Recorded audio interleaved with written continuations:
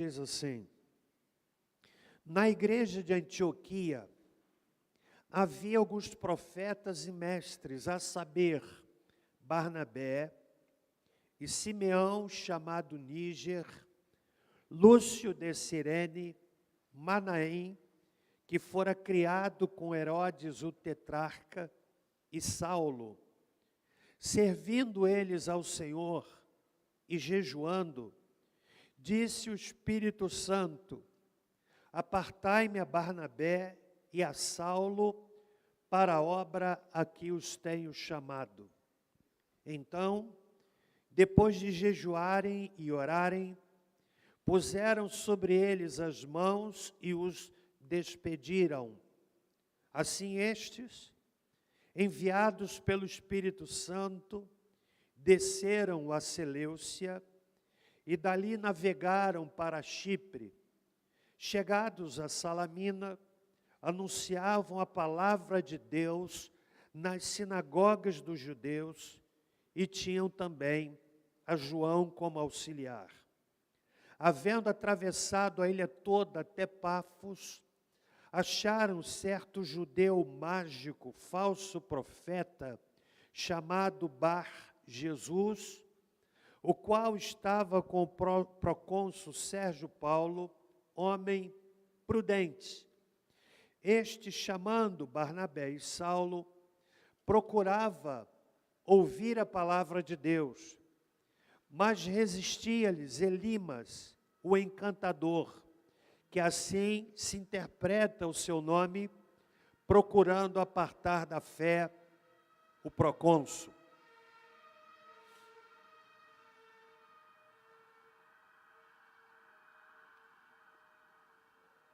Todavia Saulo, que também se chama Paulo, cheio do Espírito Santo, fitando os olhos nele, disse: ó filho do diabo, cheio de todo engano e de toda malícia, inimigo de toda justiça, não cessarás de perturbar os retos caminhos do Senhor?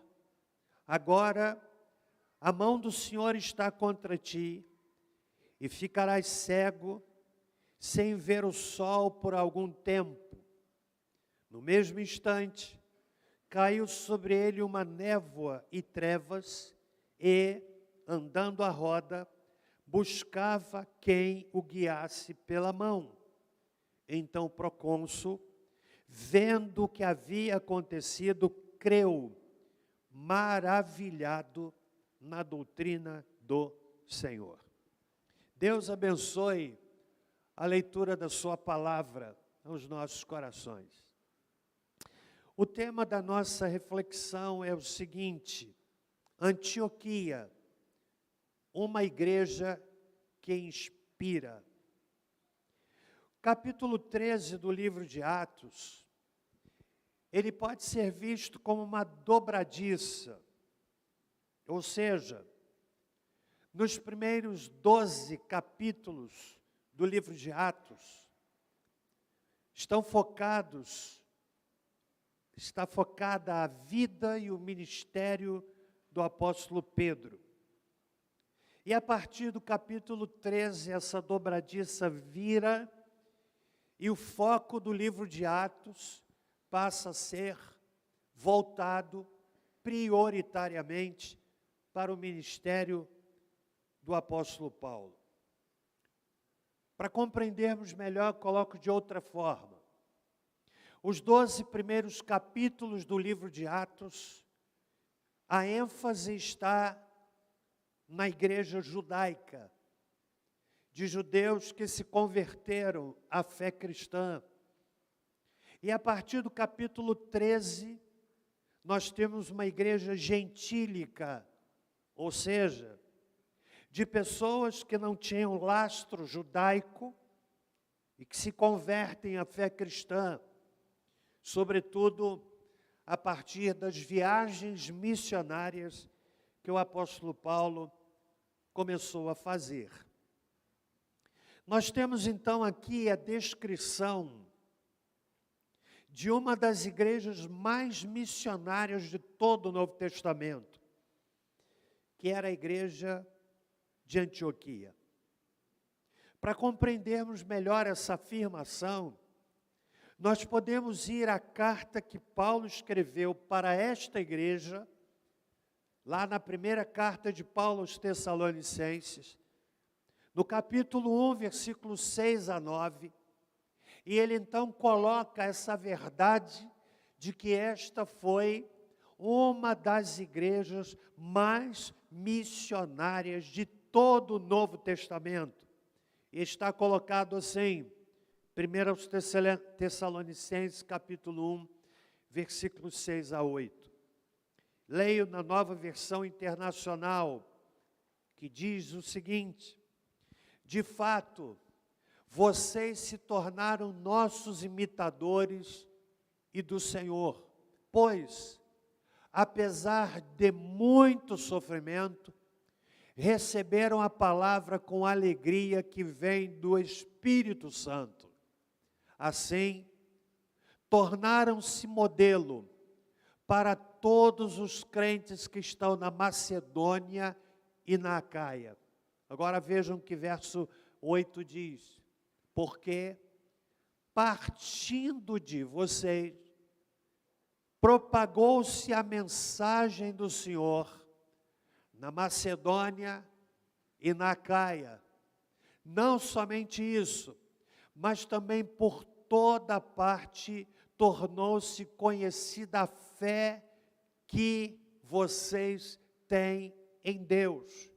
O resultado é que não temos necessidade de dizer mais nada sobre isso. Lá no início do verso 8, nós temos assim: porque partindo de vocês, propagou-se a mensagem do Senhor na Macedônia e na Acaia. Paulo diz também que essa igreja se tornou modelo. Verso 7 da primeira epístola aos Tessalonicenses, capítulo 1. Vocês se tornaram modelo. Portanto, nós podemos olhar para a igreja em Antioquia, vendo nela uma igreja modelo, uma igreja que inspira, uma igreja que provoca ou deve provocar em nós o desejo de nos tornarmos semelhantes a esta igreja. Aqui começa, irmãos, a primeira viagem de Paulo. O berço da primeira viagem missionária foi na igreja de Antioquia. Primeira de 4 viagens missionárias, porque se compreende que a última viagem que Paulo faz em direção a Roma também foi uma viagem missionária. E tudo começa na igreja de Antioquia.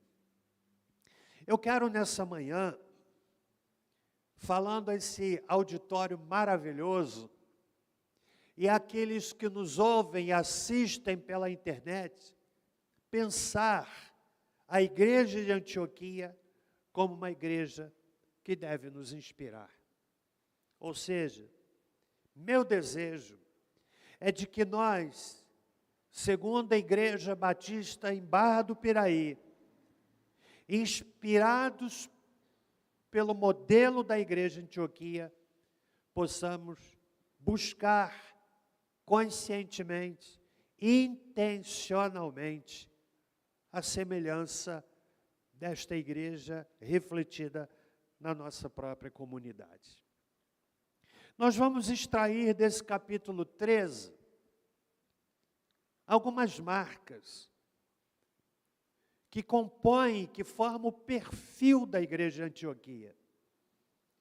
Uma igreja que não era uma igreja judaica, era uma igreja constituída de alguns judeus, mas também de pessoas que eram chamadas pessoas gentílicas ou não judeus. E eu quero extrair desse texto, nessa manhã, pedindo a Deus que o Espírito Santo traduza as palavras que vão ser pregadas aqui de forma compreensível, de forma clara, de forma desafiadora, para que nós nos tornemos, neste tempo, uma igreja também que inspire. Amém, meus irmãos? Em primeiro lugar, a igreja que inspira é aquela que é aberta a pessoas.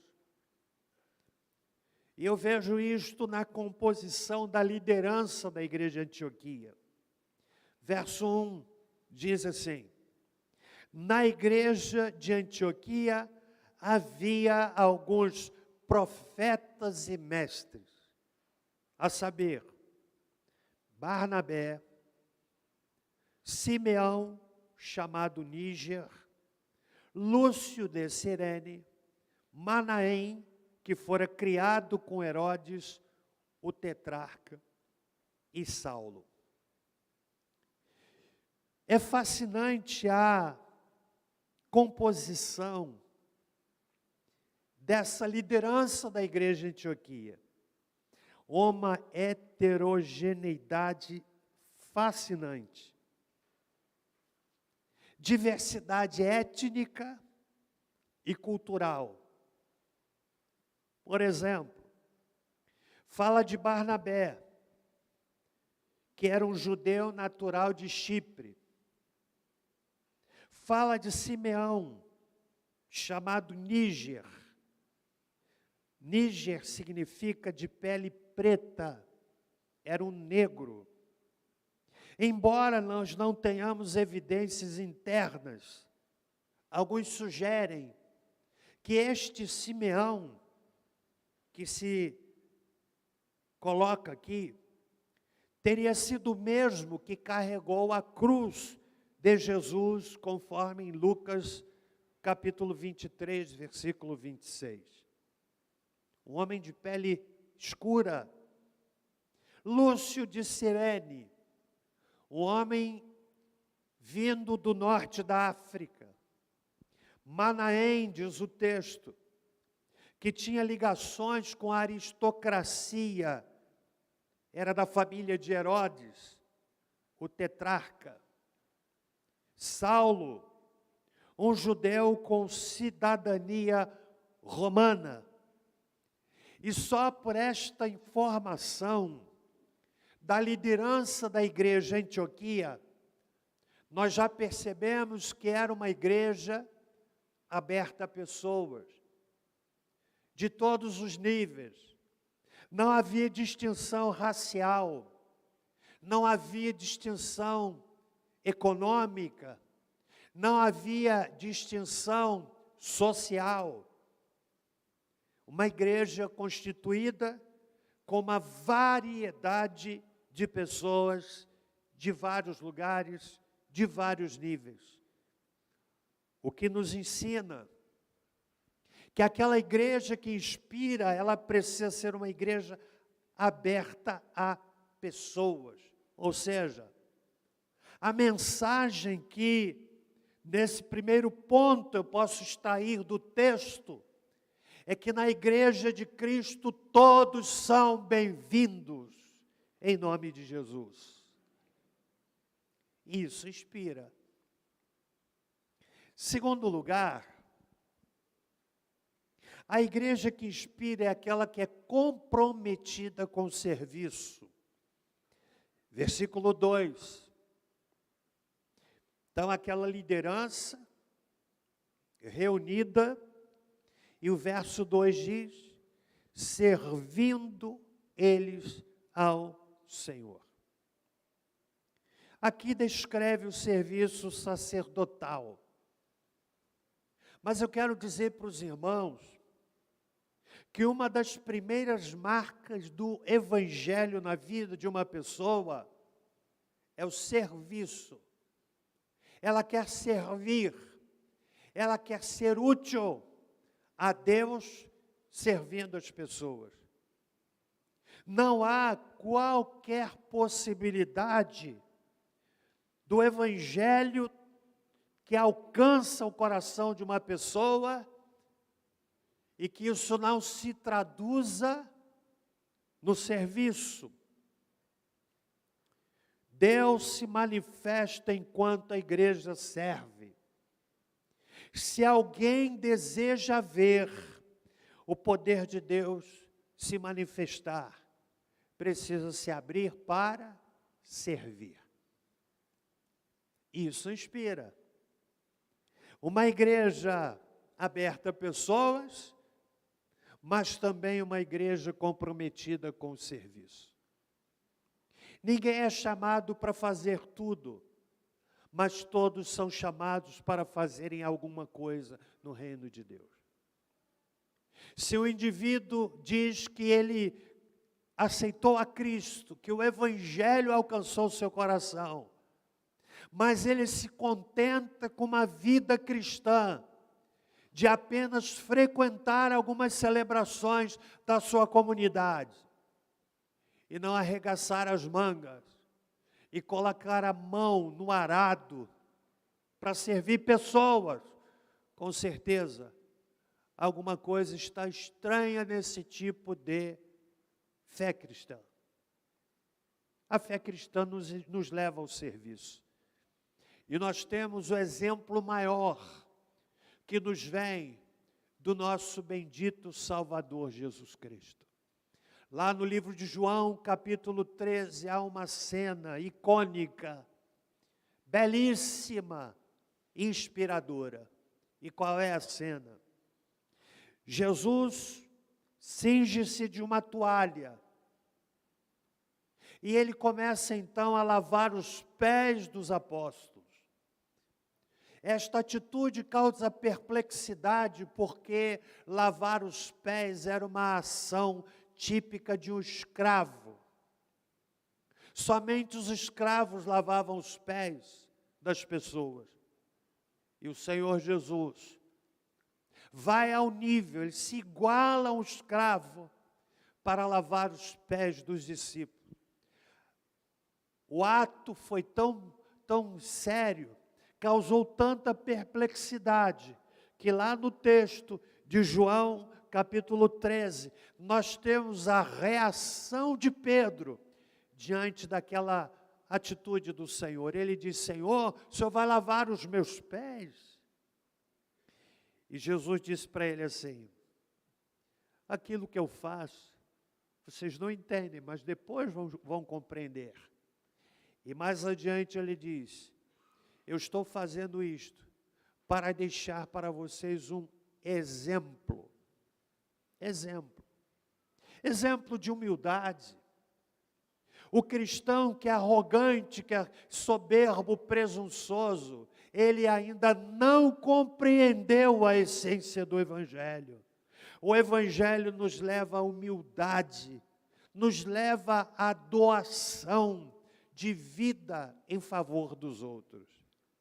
E isto nós podemos perceber na igreja em Antioquia, servindo eles ao Senhor. Mas há uma terceira marca de uma igreja que inspira. Estão comigo até aqui, irmãos? Primeira marca, então, uma igreja aberta a pessoas. Aberta a pessoas. Brancos, negros, ricos, pobres, gente com doutorado, gente que mal sabe ler, gente com uma condição econômica fantástica, gente com uma condição econômica não tão fantástica. Na igreja, todos se igualam. E a expressão dessa igualdade pode ser entendida na forma como nós nos tratamos. Nós nos chamamos de irmãos. Meu irmão em Cristo. Eu não olho para a condição econômica para dizer este é ou não é. Eu não olho para a cor da pele para dizer se é ou não é. Eu não olho para a condição intelectual, não. Na igreja, nós nos igualamos e nos tratamos de irmãos em Cristo. A igreja comprometida com o serviço. E em terceiro lugar, a igreja que inspira é comprometida em buscar a direção de Deus. Veja o versículo 2. A igreja se reúne para levantar missionários. E ela não o faz sem antes buscar seriamente a direção de Deus. E aqui diz, jejuando, ouviram a voz do Espírito. No verso 4, então, depois de jejuarem e orarem, puseram as mãos sobre Barnabé e Saulo, comissionando-os para a obra missionária. Por 2 vezes, se diz que esta liderança jejuou e orou. A igreja que decide ficar de joelhos diante de Deus, sempre triunfará, marchando em pé e com galhardia. É no joelho diante de Deus que nós encontramos a vitória diante dos homens. Quero, irmãos, lhes dizer o seguinte: olhar para esta igreja, que antes de tomar uma decisão tão importante, se preocupou em jejuar e orar, eu tiro como inspiração para as nossas vidas. Fujamos da precipitação de quem decide, sem antes buscar a direção de Deus. Muitas vezes, nós decidimos sem orar, e depois queremos orar para que Deus abençoe aquilo que a gente decidiu sem ouvirmos a voz dEle. Uma igreja que inspira, ela é comprometida em buscar a direção de Deus. Nesse caso, para levantar missionários. Mas isto se aplica a você, na sua vida profissional, nas decisões que você vai tomar durante essa semana ou durante os próximos meses. Será que tem havido aquele cuidado em buscar a direção de Deus? Para sabermos o que é que Deus deseja que nós façamos. Às vezes, irmãos, nós nos equivocamos porque não buscamos a direção de Deus. A palavra de Deus tem um episódio muito interessante que eu quero relatar aqui para os irmãos. Está no livro de Josué, no livro de Juízes.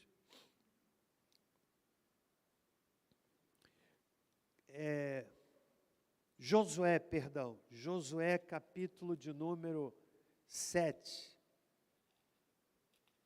Abra comigo a sua Bíblia. No capítulo 7 de Josué, o povo de Deus teve uma derrota fragorosa. Vieram de uma vitória na cidade de Jericó e agora numa derrota fragorosa diante dos habitantes da cidade de Ai. Isso está aí no capítulo de número 7. Depois disto, eles pediram perdão a Deus e obtiveram a vitória na mesma batalha. Mas lá no capítulo 9, há um episódio muito interessante, que diz que os gibeonitas, ouvindo da fama do povo de Deus, eles se fantasiaram, melhor dizendo, de viajantes de terra distante, vestiram roupas velhas, levavam odres de vinho velhos, rotos e consertados, capítulo 9, verso 4, e foram ao povo de Deus pedindo trégua, pedindo uma aliança de paz, e no verso 14 nós temos uma informação muito séria. Então os homens de Israel, Josué 9,14, tomaram da provisão deles e não pediram conselho ao Senhor. Ficaram impressionados com o que viram, possivelmente penalizados pelo que viram, vendo aqueles homens com roupas velhas, odres de vinho velhos, rotos, secos, e sem pedirem conselho da parte do Senhor, firmaram uma aliança. O versículo de número 15 diz o seguinte, 15:16. Assim Josué fez aliança de paz com eles, prometendo poupar-lhes a vida, e os oficiais da congregação prestaram-lhe juramento. Ao fim de 3 dias, depois de terem feito aliança com eles, ouviram que eram seus vizinhos e que moravam no meio deles. Firmaram uma aliança, não pediram conselho do Senhor e descobriram que caíram em uma armadilha. Quantas vezes tomamos decisões importantes nas nossas vidas e não pedimos conselho ao Senhor? Será que você tem, querido irmão, sobretudo, diante de decisões que vão afetar a sua vida toda, você tem buscado direção de Deus, como a igreja de Antioquia fez? Compromisso de buscar a Deus deve ser a característica da liderança. O grande tribuno sacro, chamado Spurgeon, ele ensinava os seus alunos aspirantes ao ministério e dizia para eles acerca da fundamental importância e certeza da vocação para aqueles que desejam o ministério da palavra. E ele apontava algumas marcas que devem ser observadas naqueles que aspiram ao ministério. Primeiro, desejo intenso e absorvente de realizar a obra, a aptidão para ensinar e certa medida das outras qualidades necessárias ao ofício de instrutor público. Ele chega a dizer, para provar a sua vocação, o homem precisa prová-la com êxito.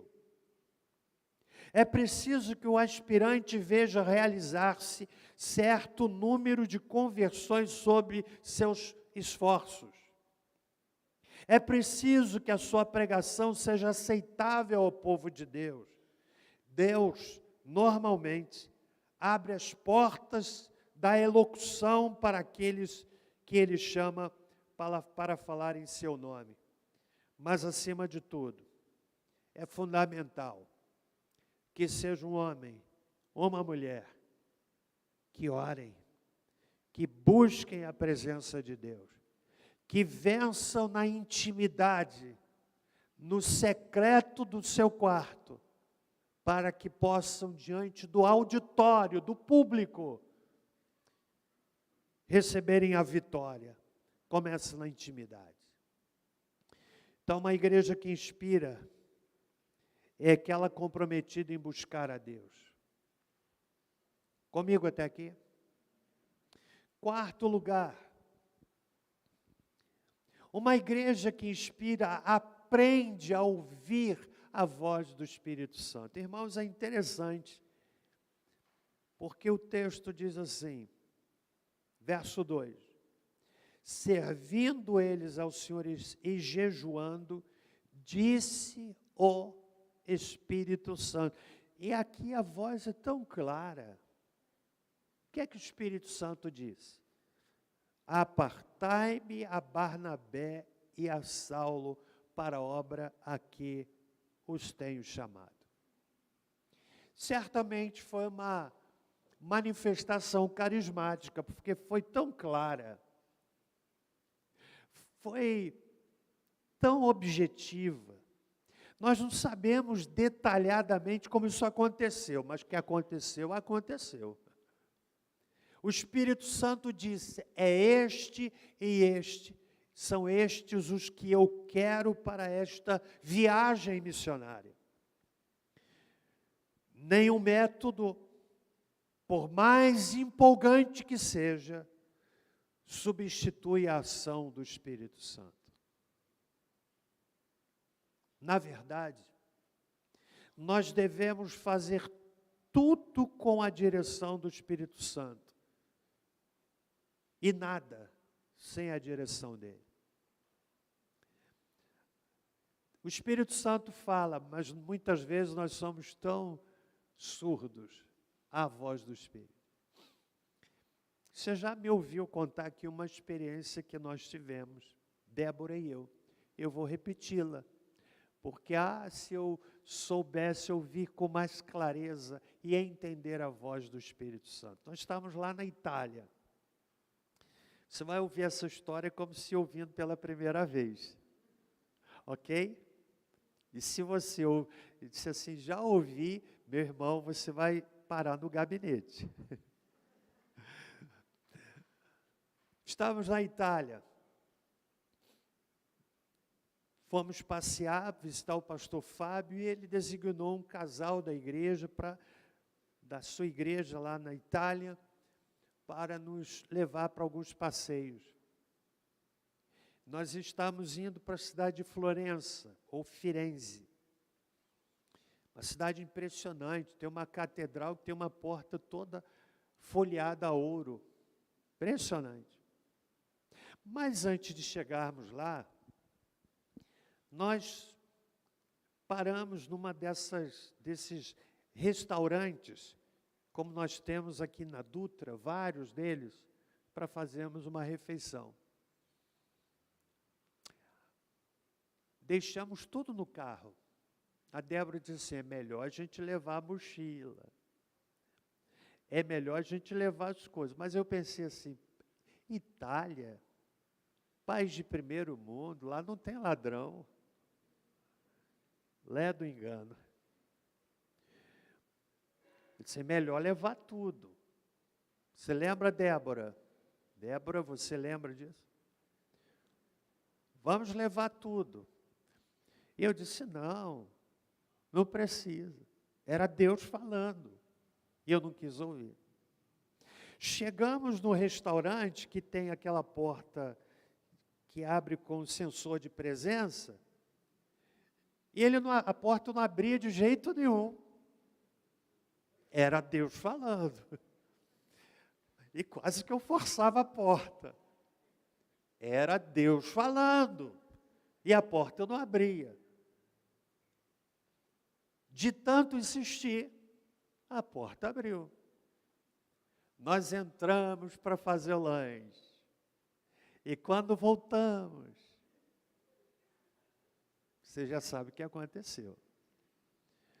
Lá se foi a mochila, lá se foi a minha filmadora, lá se foi a máquina de retrato, lá se foi a carteira com os documentos dela, menos o passaporte, e boa parte do dinheiro que a gente tinha levado.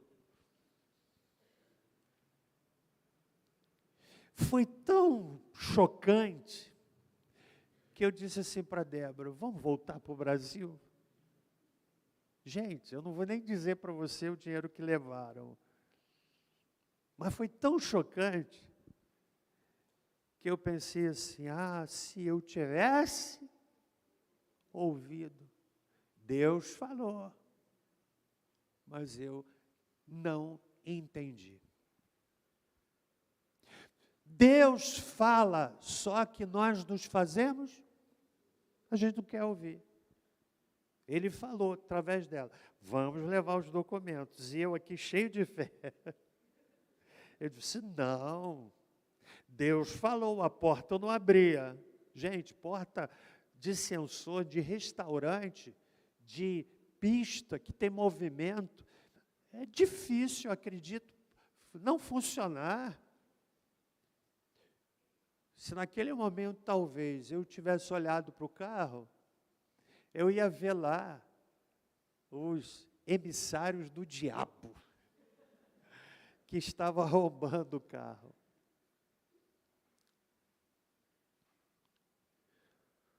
O Espírito falou, disse, apartai-me a Barnabé e Saulo. Aqui fica um desafio para cada um de nós, no sentido de aprendermos a discernir, a ouvir, a compreender a voz do Espírito Santo. Nem sempre ele vai falar de forma tão explícita como está aqui no texto, mas muitas vezes ele fala dentro da gente. Um dos indicadores, por exemplo, é a paz no coração. Esse não é um indicador absoluto, mas ele é um indicador importantíssimo. Então, uma igreja que inspira é aquela que aprende a ouvir a voz do Espírito Santo de Deus. Quinto e penúltimo lugar. Estão comigo até aqui, irmãos? Amém?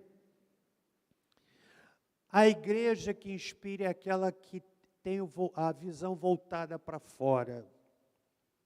No verso 4, essa igreja ela não se contentou com a sua celebração interna. Ela enviou e eles desceram, Paulo e Barnabé, inaugurando a primeira viagem missionária. Várias cidades foram evangelizadas, porque esta igreja teve uma visão voltada para fora. Uma igreja que tem um olhar voltado para fora, é uma igreja que inspira, que tem a visão de ganhar as pessoas que muitas vezes, por preconceito, por desconhecimento, ou razões variadas, não virão a um templo. Mas quando a igreja tem a visão para fora, ela vai onde as pessoas estão. Igreja missionária não é somente aquela que envia pessoas para pregar em outros lugares, mas também aquela que prega onde está. Nós temos sido muito abençoados em nossa igreja. Eu diria que um dos fatores tem a ver com o fato de que a gente está apoiando o pastor Fábio lá na Itália. As passagens dele já estão compradas, como a igreja votou aqui cooperar. Dezembro, o pastor Fábio vai passar aqui um tempo com a gente.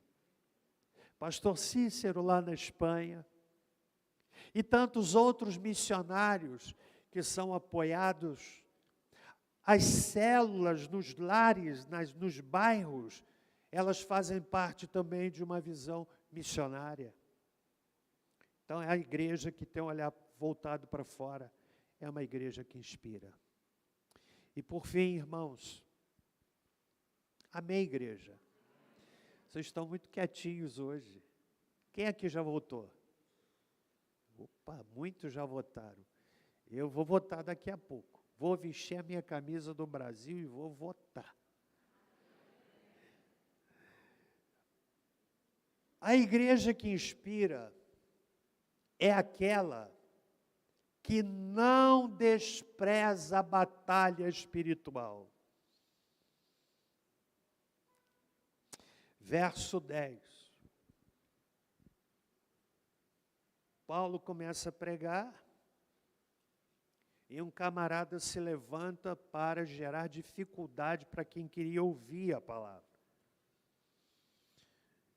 Mas Paulo, cheio do Espírito Santo, aqui aparece o nome Saulo no verso 1 e Paulo no verso 9. Trata-se da mesma pessoa. Saulo é o nome hebraico e Paulo é o nome romano. Depois desse capítulo, nós encontraremos a referência ao nome romano, Paulo. E quando o indivíduo se levanta, perturbando o procônsul, que queria ouvir a palavra de Deus, Paulo, cheio do Espírito Santo, diz assim no verso 10, ó filho do diabo, cheio de todo engano e de toda malícia, inimigo de toda justiça. Aqui nós temos o perfil do inimigo de nossas almas. Não cessarás de perturbar os retos caminhos do Senhor. A mão do Senhor está contra ti, e ficarás cego, sem ver o sol por algum tempo. No mesmo instante, caiu sobre ele uma névoa e trevas, e, andando à roda, buscava quem o guiasse pela mão.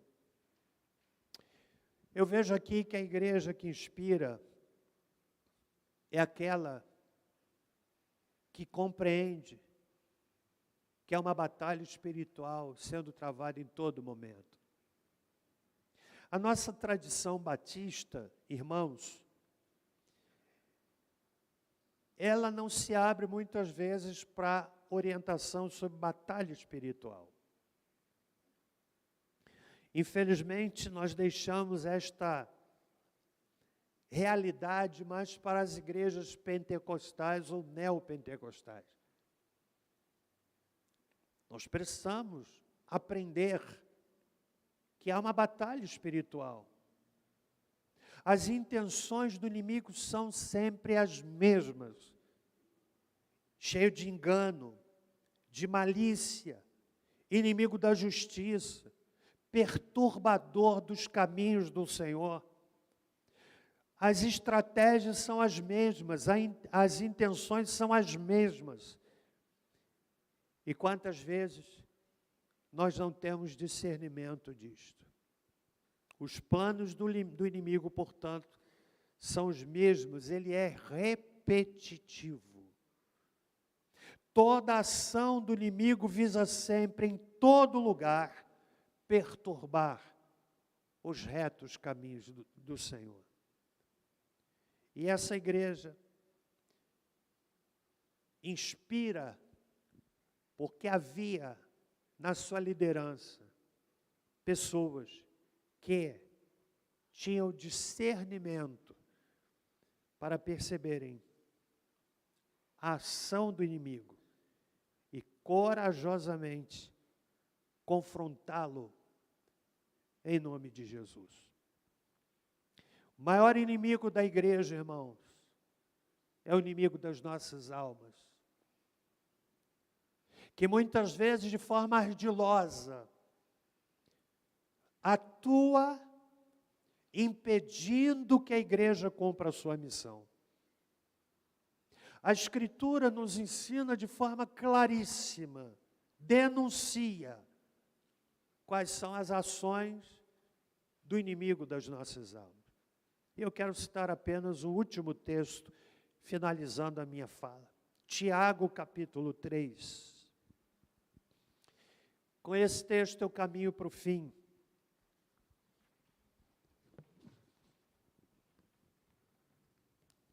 Você quer saber algumas das estratégias do inimigo? Está em Tiago, capítulo 3, verso 13.